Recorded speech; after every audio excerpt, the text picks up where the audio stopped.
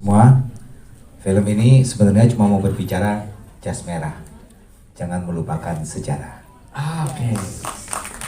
Tapi inilah adalah sebuah bentuk produk film Indonesia yang kaya dengan kearifan lokal, dengan urban legendnya, kemudian sesuatu yang dekat dengan masyarakat, dan ternyata saya juga kaget di film ini ternyata penonton tadi sempat jerit-jeritan.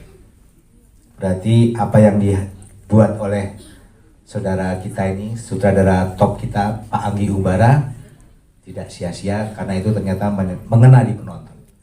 Dan kalau yang kemarin sudah datang ke suatu tempat, mungkin hari yang ini mudah-mudahan jangan datang lagi ya. Itu aja. Film ini adalah sebuah produk yang sangat luar biasa dari Anggi Umbara. Terima kasih. Oke, baik. Terima kasih Mas. Kalau yang saya buat adalah jangan meninggalkan sejarahnya. Ini merupakan cerita urban legend kita juga yang merupakan nilai dari Indonesia yang tidak pernah terhilangkan, tidak pernah tergantikan. Betul seperti itu ya Mas ya. Oke, selanjutnya langsung ke sutradara yang luar biasa, Mas Anggi. Ini kan bukan, bisa dibilang bukan film horor pertama gitu, tapi ini adalah film horor yang berbeda nuansanya. Kalau saya lihat gitu ya Mas ya. Nah sebetulnya treatment apa aja nih yang berbeda di film ini Mas? Yang spesial apa? Lihat ke depan. Iya, ini mungkin bukan film horor pertama saya, tapi ini film horor pertama saya yang mengangkat sosial isu yang sangat penting, dan itu tadi kan kita nggak boleh melupakan sejarah. Kita di sini menolak untuk lupa. Terlalu banyak pelanggaran HAM yang terjadi di bangsa kita, terlalu banyak sejarah kelam yang terjadi di bangsa kita. Di sini digambarkan juga sejarah itu di dalam sebuah keluarga. Jadi anak-anak kita yang ditutupi dari sejarah itu pada suatu saat akan mencari tahu dan akan menemukan sejarah-sejarah kelam yang dilakukan oleh orang tuanya, oleh orang terdahulunya gitu. Dan di sini sejarah kelam itu coba kembali kita ingatkan juga dengan mengangkat urban legend yang legenda-legenda dari local value kita yang sangat kaya. Jadi bangsa kita ini sebenarnya kaya banget sama legenda, cerita-cerita folklore gitu kan ya. Nah di sini kita padukan kedua itu, dan jadinya sih asik banget sih guys. Saya jadinya ini film sangat beda yang saya buat dari film saya sebelumnya ya.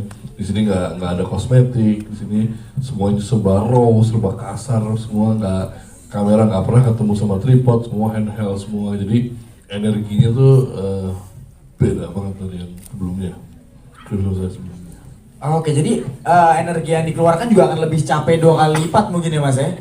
Karena kan kamera yang seperti itu physically and mentally.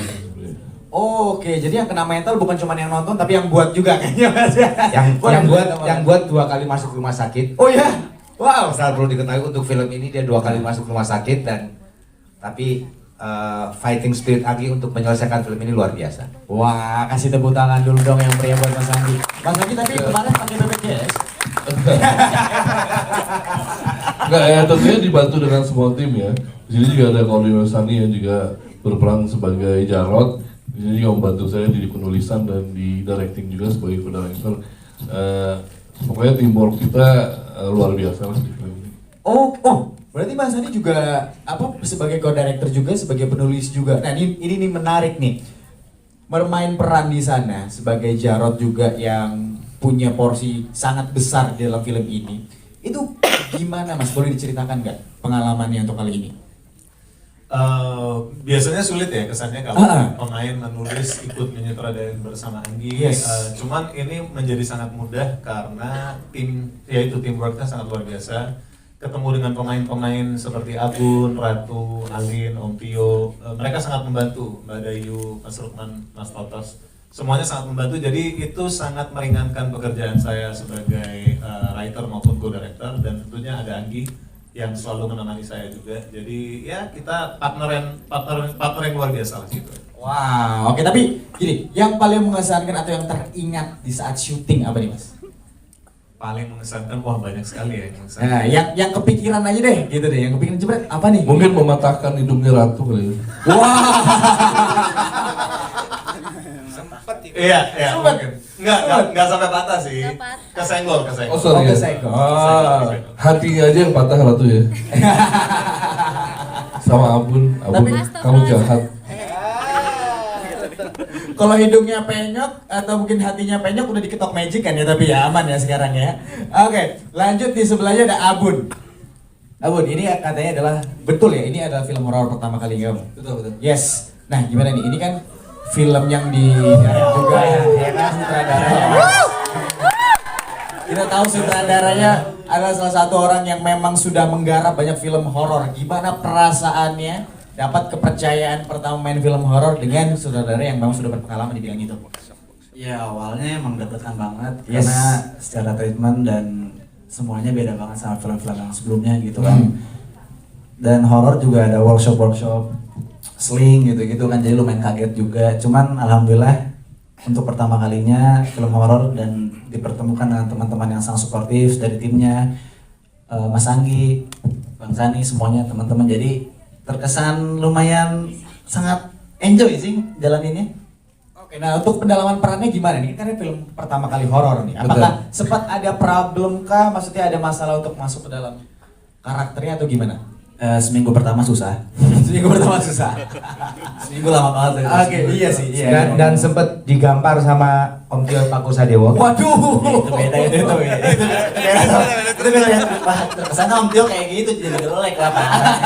Digampar sama Om Tio Pakusadewo supaya dia merasakan bahwa acting itu harus seperti apa. Perjuangannya dia untuk bermain sebagai karakter yang luar biasa itu. Nah itu Abun menikmati itu. Oh, ternyata memang itu sebuah kenikmatan ya, Bun ya. Ya, yang lagi gimana sih sebenarnya Om Martawa juga agak gitu sebenarnya. Jadi misalnya follower udah jutaan nggak berarti lo bisa sekarang aja di main film. Iya. Jadi karena jutaan memang. Yes. Ya, lu bukan karena casting ya. Never take it for granted yang itu yang Om Tio ajarin sih waktu itu. Asik. Kayaknya ada masalah dapur di sini gua nggak tahu. Banyak pelajaran yang bisa diambil juga gitu, dari semuanya gitu. Oke, luar biasa berarti meskipun pertama kali tapi akhirnya dapat banyak pelajaran juga gitu kan ya. Banget. Sip. Selanjutnya untuk Z, ya kan? Ini adalah tokoh yang cukup gergetan di awal ya. Kenapa nggak pulang aja gitu loh kan? Tapi kalau dia pulang selesai ceritanya kan, nggak ada cerita ya. Oke, nah Z, kamu juga sudah beberapa kali memerankan film-film horor. Nah untuk yang kali ini yang spesial apa dan mungkin yang membedakan nih apa? Untuk kali ini beneran jelas beda banget. Yes. Mulai dari karakter, ceritanya juga beda banget. Karakternya itu jauh banget beda dari film-film aku yang sebelumnya. Karena di sini kan kalian tadi bisa nonton juga kalau aku tuh agak tomboy ya, bukan agak lagi sih, emang tomboy banget ya sebenarnya. Dan itu juga sebenarnya sama kayak Bun, lumayan lama memasukin karakter tuh ke dalam diri aku. Seminggu sampai nangis juga dimarahin sama Gue kerjanya marah-marah mulu gitu. ya dimarahin gitu kan, sempat kena mental juga awalnya waktu. Kok maunya sama Abun terus sih? Maunya sama-sama Abun. Aduh digoreng nih kayaknya nih, digoreng nih. Udah ya. Oke. Banyak lah terjadi sesuatu di belakang kamera itu kalau kita denger cuma lagi ngobrol apa. Karena katanya tembok itu juga berbicara ya Mas ya. Tembok itu juga berbicara, jadi langsung ditulis aja terserah. Bukan sinok lagi tapi suara. Salah. Makan jeruk kan Mas Anggi waktu itu makan jeruk kan. Kita pikir apa itu ngapain itu nggak ada gambarnya tapi suaranya. Lagi makan itu, makan gimana? dia. Kan kita emang sering makan bareng kan. Cuman mungkin wirelessnya Makan itu bareng. belum ke. Makan bareng. Ya makan bareng sama Bang Sani juga kan. Oh bertiga malahan. Oh bertiga gitu maksudnya. Berlima, berenam, Oh. bertujuh, rame-rame. Maksudnya kan kita setiap break itu kan pasti bareng ngobrol. Apakah ini akan makin seru? Apakah ini adalah orang ketiganya yang akan kita panggil lagi? Ada Mas Rukman Rosadi, boleh bergabung bersama kita Mas? Hai Mas Rukman. Wah, sudah bisa melihat Mas Rukman di sini ternyata ya. Apa kabar Mas? Saksi sejarah. Alhamdulillah sehat, silakan duduk di tempatnya sudah. Ini biang keladinya tuh ini. Benar. biang Oh, keladi. ini yang saksi sejarah. Oke. Nah, tadi Zi sudah menjelaskan. Ini plot twist yang terakhir yang saya kaget dengan cukup ceritanya adalah Alin Fauziah yang tiba-tiba muncul dengan bawa pistol dan dia menembaki banyak orang di sana, gitu kan? Nggak banyak orang sih, 2 orang ya. Sisi dan juga kakeknya. Nah, ini kan juga merupakan film pertama kali horor kamu, betul ya? Iya benar, ini film pertama. Ada 2 orang yang pertama kali main film horor. Gimana sih perasaan kamu? Apakah ada capek yang berlebihan di sini? Apakah ada emosi yang terkuras atau mungkin juga ada pengalaman ditampar juga mungkin? Enggak ada sih. Sama satpam komplek misalnya, ya kan? Enggak ada. Perasaan aku yang pastinya aku pressure sih, karena kan ini film pertama aku. Yes. Dan ya aku juga stalking, cek film-film Mas Anggi juga filmnya keren-keren banget. Dan itu sih yang bikin aku jadi pressure, karena aku takut gak bisa meranin apa yang mereka kasih perannya ke aku gitu. Tapi alhamdulillah setelah aku berjalan syuting, alhamdulillah prosesnya berjalan dengan lancar. Oke, berarti sangat spesial dan selalu mengesankan. Untuk mendalami karakter di film ini buat aku cukup sulit. Aku bisa memakan waktu seminggu lebih waktu itu untuk bisa benar-benar masuk ke dalam diri aku, si Zianya gitu ya. Lumayan cukup sulit karena ini karakter sangat berbeda sama karakter-karakter aku yang sebelumnya pastinya. Tadi mungkin beberapa media udah pada nonton juga. Di sini aku emang agak tomboy ya sebenarnya, dan ternyata memasuki Zia ke dalam diri aku tuh sangat sulit. Aku sampai nangis dulu, sampai kena mental dulu gitu. Tapi alhamdulillahnya karena bantuan teman-teman lain, cast-cast lain, coach juga sama co-directornya sama directornya juga, alhamdulillahnya berjalan dengan lancar sampai last. Apa sih yang bikin sulit?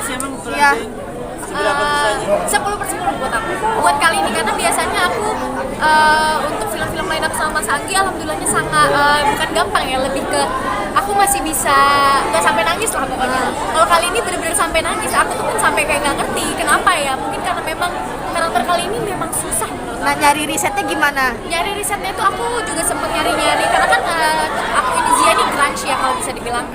Aku sempat nyari-nyari juga di Google dan sebagainya, dan aku juga sempat nanya-nanya ke direkturnya maunya aku tuh kayak gimana gitu kan. Tapi alhamdulillahnya dibantu juga sama mereka untuk ngasih referensi buat aku, cara jalannya ngobrol, cara ngeliat seseorang gitu kan, karena kan setiap orang ngeliat orang beda-beda ya. Makanya itu juga alhamdulillahnya aku jadi banyak belajar tentang acting juga di film ini. Ratu ini kan action ya, gimana untuk bisa action sini? Apa memang sebelumnya memang ada bakat di silat atau seperti apa? Aku dulu sebelum COVID itu aku 2 tahun ada di perguruan silat Tapak Suci 2 tahun. Jadi semenjak COVID udah nggak pernah ikut lagi. Makanya after ada project ini tuh kita di sini ada sedikit hit actionnya ya. Cuman untuk basic aku alhamdulillah masih bisa.